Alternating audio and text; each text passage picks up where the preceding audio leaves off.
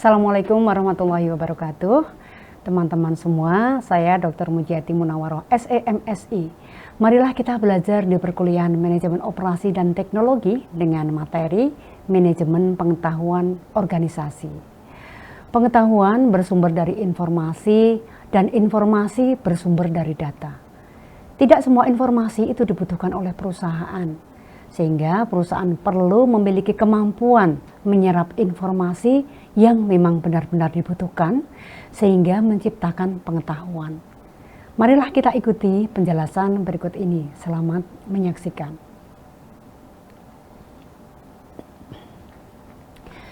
Bagaimanakah pengetahuan itu bisa terbentuk ya? Yang pertama adalah diawali dengan data. Nah, data itu bersikap diskrit, fakta objektif tentang peristiwa bisa berupa angka, huruf, dan gambar tanpa konteks. Atau mungkin juga bunyi yang merupakan pengamatan atau hasil pengamatan atau pengukuran. Misalnya apa? Kita ada data tentang penjualan itu ya. Hari Senin omsetnya 20 juta, hari Selasa 25 juta. Hari Rabu 18 juta, misalnya itu ya. Itu hanya berupa data. Kemudian yang berikutnya adalah informasi. Informasi itu adalah data dengan beberapa tingkatan makna data yang dianalisis. Nah, dari data penjualan dari Senin sampai dengan hari Sabtu misalkan, kita melakukan pengamatan sehingga muncul data, kita bisa menganalisis dari data tersebut menjadi suatu informasi. Oh, ternyata penjualan dari Senin sampai hari Sabtu itu omsetnya berbeda-beda dan kita lihat setiap hari Sabtu itu peak season. Kenapa peak season ya? Jadi data hari Senin, Selasa, Rabu, Kamis, Jumat itu hampir mirip omset penjualannya, sedangkan hari Sabtu itu omsetnya paling tinggi. Itu adalah informasi. Kemudian berikutnya informasi itu diolah akan menjadi atau dikombinasikan dengan pengalaman itu menjadi pengetahuan. Jadi bisa jadi setiap orang itu memiliki data yang sama, tetapi mungkin informasi yang didapatkan oleh setiap orang dari data yang ada itu bisa berbeda-beda. Jadi cara menangkap data menjadi suatu informasi setiap orang itu bisa berbeda-beda, sehingga tidak semua informasi itu memang harus kita serap ya. Bisa jadi semakin banyak informasi kita semakin bingung kalau kita tidak memiliki kemampuan untuk menyerap menjadi suatu pengetahuan. Nah, pengetahuan itu adalah informasi yang dikombinasikan dengan pengalaman, konteks, interpretasi, refleksi, dan perspektif. Misalnya dari data penjualan seminggu tadi kita dapat informasi bahwa omset setiap hari Sabtu itu paling tinggi dibandingkan dengan omset penjualan hari Senin sampai Jumat. Nah, itu akan menciptakan pengetahuan bagi kita berdasarkan pengalaman-pengalaman yang kita dapatkan ya. Karena hari malam minggu, kenapa kok malam minggu itu ramai? Oh, karena biasanya hari Minggu itu hari libur, kesempatan orang-orang itu melakukan belanja. Maka perusahaan bisa melakukan kebijakan dengan menyediakan persediaan yang lebih banyak ketika hari Minggu atau hari Sabtu atau hari Minggu atau mungkin hari libur.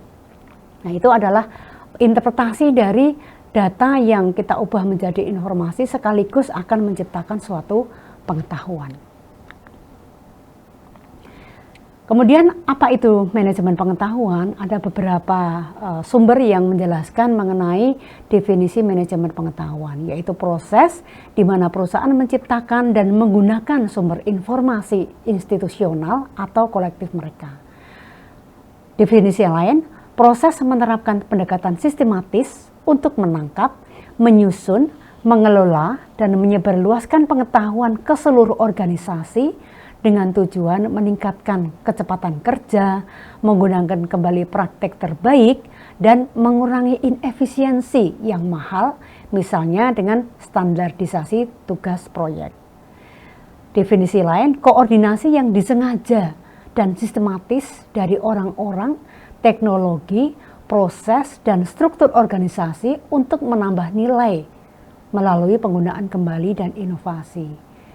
Berikutnya, proses mengelola pengetahuan organisasi berdasarkan menangkap, berbagi, memanfaatkan, dan menyimpan informasi bisnis yang bertujuan untuk pelaksanaan yang lebih efisien dari proses inti suatu organisasi. Dengan demikian, pengetahuan itu levelnya paling tinggi dibandingkan dengan data dan informasi. Di sana ada sintesa, ada analisis, ada pengalaman, ada pembelajaran yang semuanya itu akan menciptakan sesuatu informasi bisnis ya yang bisa digunakan untuk mengambil keputusan. Selanjutnya di dalam manajemen pengetahuan ini kita mengenal adanya teknologi trajektori. Jadi perkembangan teknologi sekarang itu sangat cepat itu ya.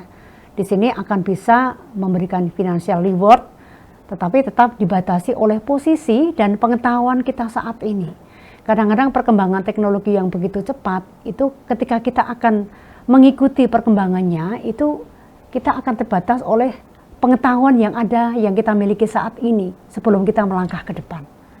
Ya, oleh karena itu nanti kita juga membutuhkan adanya kemampuan untuk menyerap pengetahuan baru ya, dalam hal ini misalnya dalam hal teknologi. Nah, teknologi trajektori itu bisa dengan teknologi superior ya.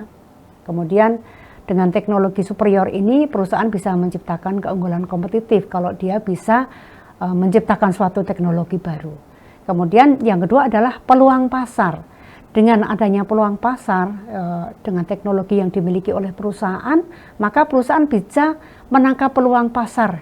Bisa jadi inovasi yang baru tadi akan menciptakan pasar baru, dan juga membutuhkan adanya keahlian organisasional. Karena apa? Jadi memperoleh pengetahuan dengan proses pembelajaran itu memang membutuhkan waktu. Di sana dipengaruhi oleh capability, from level of technology, ya, jadi level teknologi yang dimiliki oleh perusahaan, juga keahlian yang dikembangkan, kemudian intellectual property, serta managerial process and its routine yang kita kenal sebagai absorptive capacity. Jadi tidak semua pengetahuan itu memang dibutuhkan ya. Yang dibutuhkan itu yang spesifik dan yang bisa diaplikasikan. Kemudian bagaimana proses absorptive capacity? Jadi perusahaan itu dapat menyerap pengetahuan ini dari pihak lain. Jadi diawali dari sender, jadi sender pengirim informasi ya yang akan diterima oleh perusahaan. Itu menjadi informasi itu menjadi sumber pengetahuan tadi ya. Kemudian pengetahuan ini bisa diperoleh dari pihak lain, misalnya dari pelanggan, dari pesaing, dari universitas, atau mungkin dari asosiasi bisnis, atau bisa jadi melalui berbagai cara-cara lain. Jadi sumber pengetahuan itu dari pelanggan misalnya, kita akan mengetahui apa sih yang diinginkan pelanggan saat ini, kemudian apa yang diinginkan oleh pelanggan di masa yang akan datang. Itu adalah suatu sumber pengetahuan yang bersumber dari pelanggan. Mungkin juga dari pesaing melakukan perubahan teknologi baru, menciptakan inovasi baru, ya bisa jadi kita meniru dari apa yang sudah dicapai oleh perusahaan lain, atau mungkin kita akan menciptakan teknologi baru yang melebihi apa yang sudah diciptakan oleh pesaing. Kemudian juga perguruan tinggi, hasil riset and development bisa kita gunakan atau digunakan oleh perusahaan untuk pengembangan teknologi baru. Atau mungkin juga dari asosiasi bisnis yang saling memberikan pengetahuan. Nah, pengetahuan itu bisa diperoleh dari berbagai channels ya. Jadi bisa lewat radio, ke televisi, itu kalau zaman dulu ya, mungkin surat kabar ya. Atau sekarang banyak kita ketemukan lewat internet, atau mungkin juga bagian di dalamnya ada media sosial ya. Atau kalau kita lihat e-commerce, di sana banyak produk-produk yang ditawarkan, produk inovatif, itu juga menjadi sumber pengetahuan melalui berbagai channel. Kemudian yang terakhir adalah resipien, yaitu perusahaan, yaitu receiver yang menerima, yaitu perusahaan, melalui kemampuan dia menangkap suatu pengetahuan baru. Jadi kemampuan menggunakan ataupun memanfaatkan, mengaplikasikan dan menangkap pengetahuan baru, itu adalah absorptive capacity. Baik, ya, adik-adik sekalian atau teman-teman sekalian, ya, kali ini kita telah bersama-sama belajar mengenai manajemen pengetahuan organisasi. Berdasarkan penjelasan sebelumnya, dapat kita ambil kesimpulan bahwa pengetahuan itu diperoleh dari informasi yang dikomunikasikan dengan pengalaman, konteks, interpretasi, refleksi, dan perspektif baru. Informasi itu sendiri adalah data yang dianalisis. Data tidak akan bermakna jika tidak dianalisis menjadi suatu informasi. Kemampuan menyerap pengetahuan adalah hal yang penting bagi perusahaan untuk memanfaatkan pengetahuan yang benar-benar dibutuhkan oleh organisasi. Semoga kita semua dapat memperoleh manfaat dari pembelajaran hari ini untuk kehidupan kita. Wassalamualaikum warahmatullahi wabarakatuh.